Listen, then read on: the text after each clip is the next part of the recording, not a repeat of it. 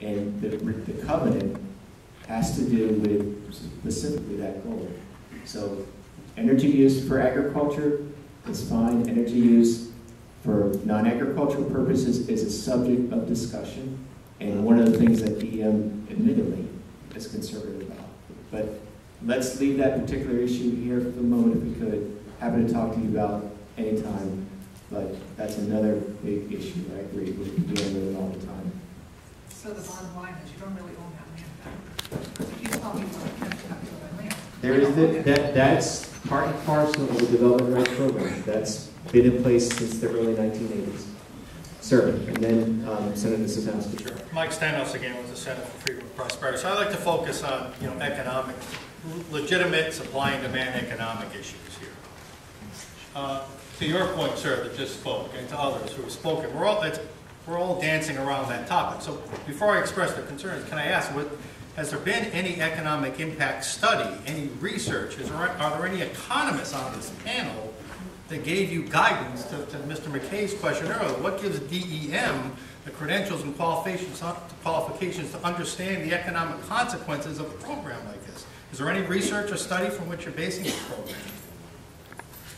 I think we're basing it upon going back to whether you are in concert with that or not, the agricultural community raising this as a concern, identified in a stakeholder group, and asking that the department and others address the issue.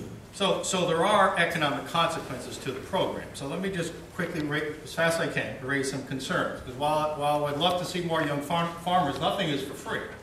There's a price somebody has to pay somewhere along the line. If you're getting a benefit, somebody is not.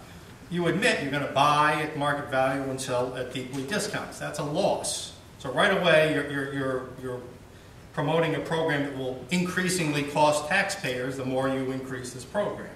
I'm doing this very quickly. Two, to your point, what if there's a better opportunity to make money to increase the economy in Rhode Island? Isn't that more in the public good than maybe forcing them to do a less profitable farmland restriction? If farmland, I'm going through these very quickly to respect everyone's time. If farmland and farming is profitable, we don't need the government. People will be able to convert land, buy from other land. Maybe you could help match. That would be a good service. But that would happen naturally in a free market. If it's a really profitable industry, then the means would be there to do it.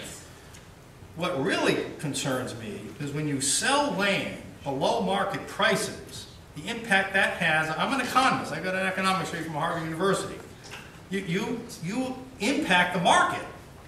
And farmers who aren't even part of this program could see their land values drop because you're selling land artificially below market value. These farmers, whether they're new farmers, their whole family's financial security is in their farms. And we're talking about a program that could drop their farm values. So you're really messing with people's lives, and that's why, even though you may have your rules, somebody's got to do an economic impact.